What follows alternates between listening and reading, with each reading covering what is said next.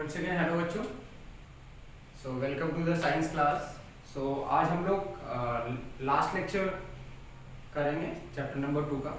इससे पहले वाले लेक्चर में हमने एसिड बेस से रिलेटेड जितनी भी बातें थी वो सारी डिस्कस कर ली थी। आज हम लोग डिस्कस करेंगे सबसे लास्ट टॉपिक जो है, जैसे कि चैप्टर का नेम है एसिड बेस एंड सॉल्ट, तो सॉल्ट के बारे में डिस्कस हम करेंगे।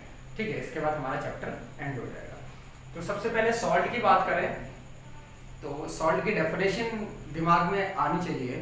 तो सॉल्ट की डेफिनेशन क्या होती है? तो सिंपल सा डेफिनेशन होता है। तो डेफिनेशन याद करने से पहले या समझने से पहले कुछ बातें समझ लो।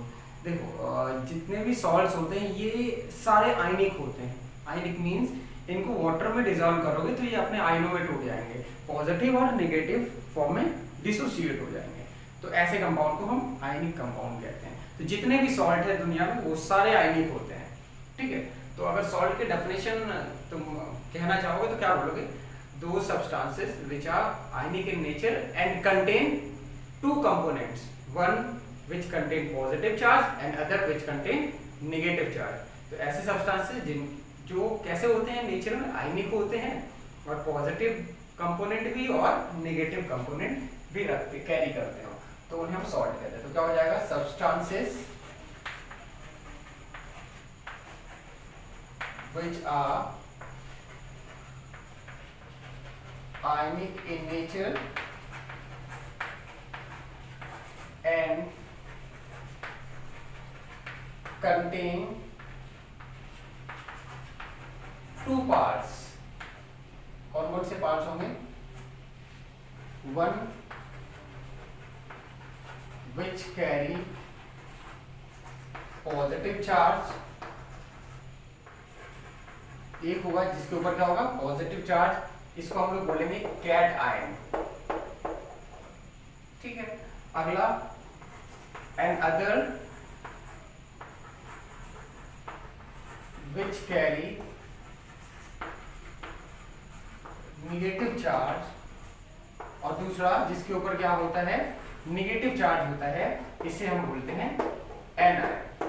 तो सॉल्ट ऐसे कंपाउंड होते हैं जो आयनिक होते हैं, वाटर में डिसॉल्व करने पे अपने आयंस में टूट जाए। एक आयन हमें मिलेगा पॉजिटिव चार्ज वाला, दैट्स अ कैटायन, एंड दूसरा मिलेगा नेगेटिव चार्ज वाला, that's a anion. For example, अगर एग्जांपल की बात करें तो देखो, जैसे कि हमारे पास है Na और Cl। इसको जब भी वाटर में डिसॉल्व तुम करोगे तो ये अपने आयनों में टूट जाएगा, Na प्लस और Cl माइनस में डिसोसिएट हो जाएगा। तो एक पे पॉजिटिव चार्ज मिलेगा और दूसरे पे नेगेटिव चार्ज। और ऐसे एलिमेंट्स जिनके ऊपर पॉजिटिव चार्ज होता है वो कहलाते हैं कैटायन, और जिन पे नेगेटिव चार्ज आता है वो कहलाते हैं एनायन। ये बहुत बेसिक सी बात है, ये तुम 9th क्लास में ही पढ़ चुके हो।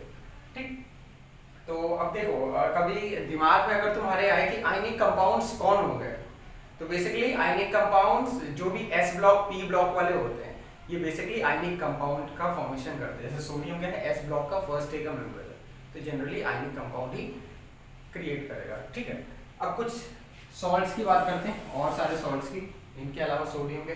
देखो, जैसे कि KCl, इसे बोलेंगे पोटेशियम क्लोराइड। इसके नेम सब हम लोग लिख लेंगे जल्दी। क्या नाम है? Potassium chloride. ठीक है, अच्छा, कभी ये तुम्हें मिल जाए NH4Cl, NH4 को बोलते हैं अमोनियम। ठीक है, अच्छा, एक बात और याद रखेंगे, जो भी पॉजिटिव वाले होते हैं उनके नाम में IUM लगाते हैं। तो जैसे NH4 पे पॉजिटिव चार्ज आएगा जब तोड़ोगे, ठीक, तो अमोनियम। और जो पीछे वाला होगा उस पर नेगेटिव चार्ज आएगा, नेगेटिव चार्ज वाले में आइड लास्ट में लगाएंगे। जैसे ये क्या क्लोरीन है, तो Ne हटा के यहाँ पे क्या लगा दिया? आइड लगा दिया, तो हो जाएगा अमोनियम क्लोराइड। ऐसे इसका नाम देखो, सोचो MgBr2। तो देखो ये Mg है, नाम लगा दिया मैग्नीशियम। ठीक है, IUM लास्ट में आना ही चाहिए और पॉजिटिव चार्ज वाले पे, और ये नेगेटिव चार्ज पे टूटेगा, नेगेटिव चार्ज Br पे आएगा, तो नाम में हो जाएगा ब्रोमीन। होता नाम लास्ट में जो भी IME है उसको हटा के IDE लगा देंगे, तो हो जाएगा ब्रोमाइड। तो नाम हो गया क्या? Magnesium bromide. ठीक है, ये देखो, तो ये तो मोनोवैलेंट था, मोनो एटॉमिक था, मतलब इसमें सिंगल एटम हो। अगर डाई एटॉमिक एनायन आया तो उसमें आइट वर्ड का इस्तेमाल करते हैं, ठीक है, जनरली। तो ये देखो, इसका नाम क्या है, पोटेशियम, शॉर्ट फॉर्म में ऐसे लिख दिया। और चलो NO2 ले लो, KNO2, इसको बोलते हैं नाइट्राइट, ठीक है, कंफ्यूज मत होना, नाइट्रेट ये होता है NaNO3। तो जब NO3 हो तो नाम में होता है नाइट्रेट, तो इसका नाम हो जाएगा सोडियम नाइट्रेट। शायद ये आपको दिख नहीं रहा होगा इधर, तो मैं इधर लिख दे रहा हूँ। NONA3 का नाम क्या हो जाएगा, सोडियम नाइट्रेट। ये पहले भी मैंने बता रखा है, NO3 हो तो नाइट्रेट होगा, NO2 हो तो नाइट्राइट होगा, ठीक है। ऐसे और देख लो, K2SO4, K+1 SO4 - 2, ठीक है, इसका नाम हो गया पोटेशियम। चलो बताओ जल्दी से, SO4 क्या होता है, सल्फेट, तो इसका नाम हो गया पोटेशियम सल्फेट, ठीक। तो इस टाइप से आपको नेमिंग करनी है सॉल्ट्स की, और सॉल्ट्स बेसिकली यही सब आपको देखने को मिलेंगे आगे के चैप्टर्स में। ऐसे ही होंगे, ये देख लो, MgSO4 मैग्नीशियम सल्फेट, इसको लिख लेना नेम अपने आप से।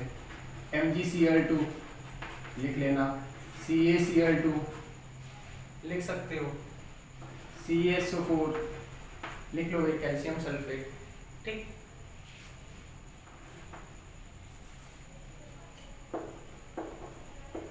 Na2CO3 इसको बोलेंगे सोडियम, और CO3 - 2 होता है कार्बोनेट, तो हो गया सोडियम कार्बोनेट।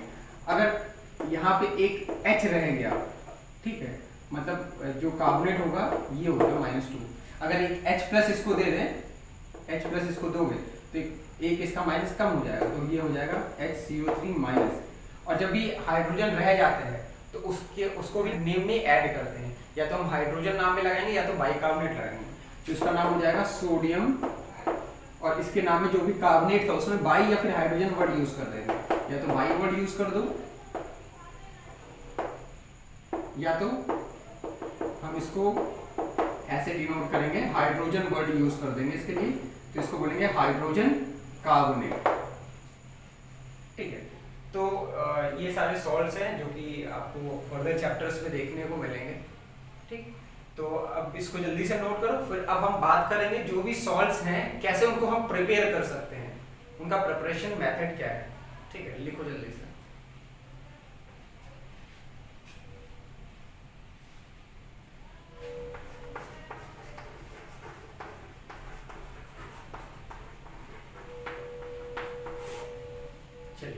सो अब हम लोग बात करेंगे सॉल्ट के प्रिपरेशन की, मतलब सॉल्ट को हम कैसे क्रिएट कर सकते हैं, या कौन कौन से रिएक्शन के दौरान सॉल्ट बनता है। तो एक बेसिक रिएक्शन है, ये आपको पहले भी पता होगा, when a acid react with a base it forms a salt and water. Board में काफी बार पूछा गया है और हर अल्टरनेट ईयर में पूछा भी जाता है कि न्यूट्रलाइजेशन रिएक्शन के बारे में बताएं। तो इस रिएक्शन को न्यूट्रलाइजेशन रिएक्शन बोलते हैं। When a acid react with a base it gives a salt and water. This reaction is known as neutralization reaction. Neutralization कहने का मकसद बस यही है, एसिड का नेचर एसिडिक होगा, बेस का नेचर बेसिक होगा। जब दोनों रिएक्ट कर जाएंगे तो सॉल्ट, बेसिकली जो सॉल्ट को हम मानते हैं वो न्यूट्रल मानते हैं, लेकिन आगे हम पढ़ेंगे एसिडिक सॉल्ट भी हो सकते हैं, बेसिक भी हो सकते हैं, न्यूट्रल भी हो सकते हैं, ठीक है।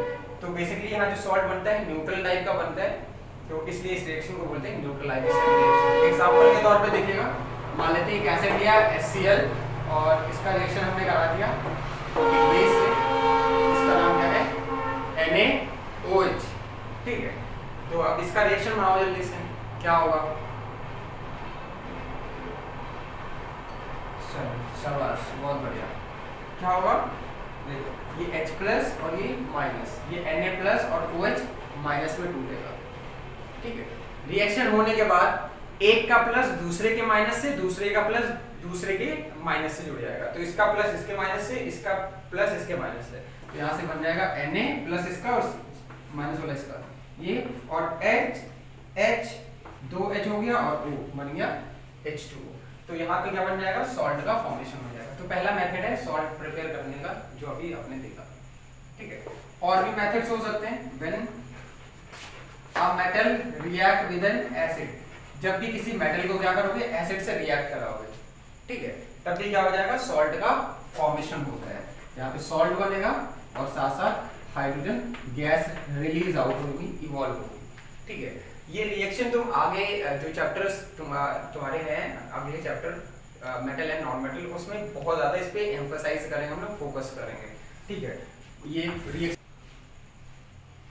ठीक, देखो अभी इसके एग्जांपल के तौर पे देखते हैं। तो एग्जांपल देखो, मान लेते हैं कुछ जिंक है, जिंक को हमने डाल दिया किसके अंदर, एक एसिड के अंदर जिसका नाम है HCl।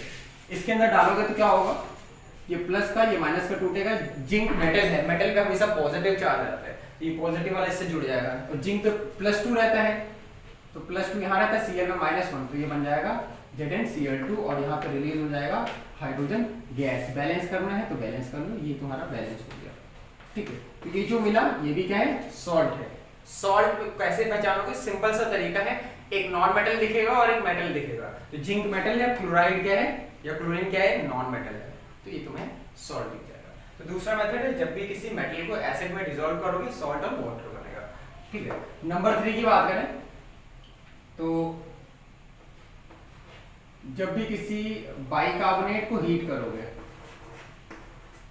जैसे हमने ले लिया सोडियम बाइकार्बोनेट, इसको जब भी हीट करोगे तो यहाँ पे तुम्हें सॉल्ट मिलता है और CO2 गैस रिलीज होगा और वाटर रिलीज होगा। बेसिकली हमें बनाना क्या था, सॉल्ट बनाना था, सॉल्ट बन जाएगा।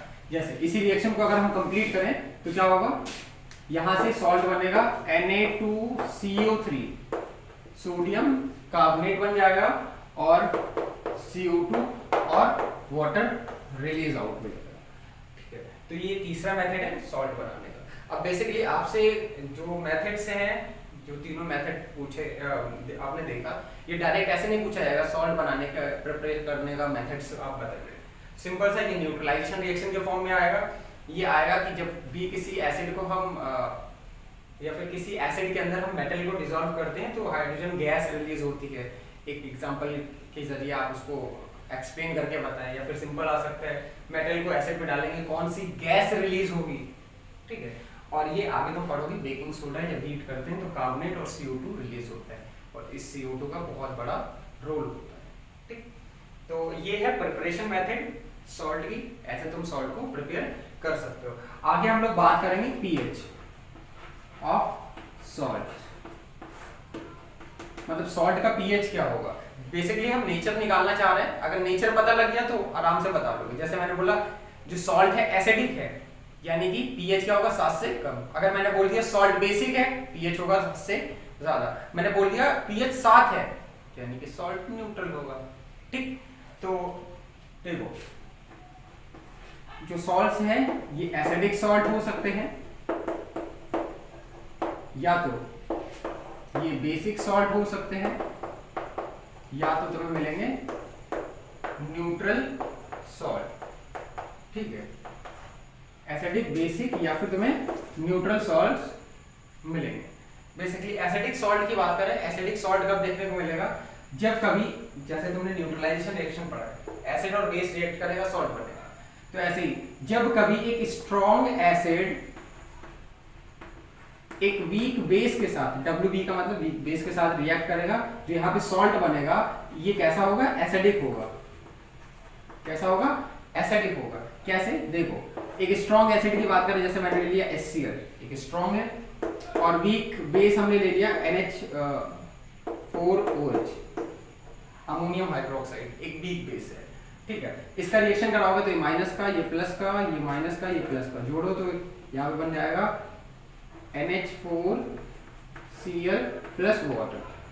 और तुम्हें पता है सॉल्ट और वाटर बनते हैं न्यूट्रलाइजेशन रिएक्शन में, ठीक है, एसिड बेस के रिएक्शन में। तो ये जो सॉल्ट होगा ये एसिडिक नेचर का होगा। एसिडिक कैसे, ये बहुत स्ट्रॉन्ग है और ये बहुत वीक है, तो जो नेचर आएगा एट लास्ट स्ट्रॉन्ग वाले का है, ठीक है, क्योंकि ये जब न्यूट्रलाइज करेगा थोड़े में इसका न्यूट्रलाइजेशन हो जाएगा, बाकी सब एसिड बच जाएगा। तो जो यहाँ सॉल्ट मिलेगा वो कैसा होगा, एसिडिक नेचर का। कैसे एक्सप्लेन करोगे, when a strong acid react with a weak base, it form a salt which is acidic in nature। ठीक, ऐसे तुम बेसिक की बात करो। अब बेसिक सॉल्ट कब बनेगा? जब एक स्ट्रॉन्ग बेस ले लोगे और किसके साथ रिएक्शन कराओगे? वीक एसिड के साथ। तो यहाँ पे जो सॉल्ट बनेगा इसका नेचर कैसा होगा? बेसिक टाइप का होगा। ठीक, जैसे एग्जांपल के तौर पे ले लो, स्ट्रॉन्ग बेस NaOH, जो भी फर्स्ट ए सेकेंड ए वाले बेसिस होते हैं ये बहुत स्ट्रॉन्ग होते हैं। ठीक है, स्ट्रॉन्ग बेस ले लिया। और वीक एसिड जैसे बहुत सारे एसिड है, जैसे तुम फॉर्मिक एसिड ले लो,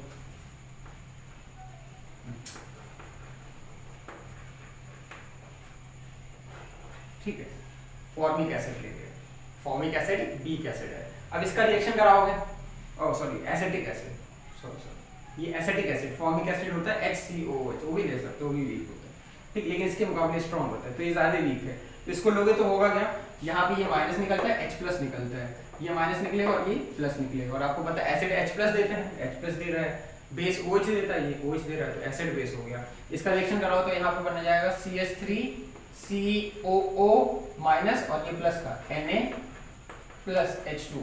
अब ये जो सॉल्ट मिलेगा इसका नेचर कैसा होगा? बेसिक टाइप का होगा। ठीक है, क्योंकि ये एक स्ट्रॉन्ग बेस लिया गया और एक वीक एसिड लिया गया। तो वीक एसिड है उसको आराम से न्यूट्रलाइज कर लेगा स्ट्रॉन्ग बेस, और बेस का नेचर जो है कुछ बेस बच जाएंगे तो बेसिक नेचर सॉल्ट में दिखेगा। न्यूट्रल कब दे होगा? न्यूट्रल मतलब अब जितना स्ट्रॉन्ग बेस हो उतने स्ट्रॉन्ग एसिड ले लो तो ऑटोमेटिक न्यूट्रल मिल जाएगा। यानी कि अगर हम स्ट्रॉन्ग बेस ले लें और क्या ले लें? स्ट्रॉन्ग एसिड, तो यहाँ पे जो सॉल्ट मिलेगा ये कैसे नेचर का होगा? न्यूट्रल नेचर का होगा। जैसे कि स्ट्रॉन्ग एसिड की बात करूं तो HCl एक स्ट्रॉन्ग एसिड है, बेस बात करूं NH4OH, यहाँ से बन जाएगा NaCl, और NaCl का नेचर क्या होता है? न्यूट्रल नेचर होता है। ठीक है, तो ऐसे तुम पता लगा सकते हो एसिडिक सॉल्ट, बेसिक सॉल्ट और न्यूट्रल सॉल्ट का। ठीक है, तो अगर तुमने देखा जैसे ये सॉल्ट तुम्हारे पास है, इसको तुम्हें चेक करना, तो वाटर में डिसॉल्व कर दो। तो जब वाटर में डिसॉल्व करोगे फर्दर जिस एसिड से आया होगा वो बन जाएगा और जिस बेस से आया होगा वो बन जाएगा। ठीक है, चलो एक करके देखते हैं। जैसे आपको चेक करना है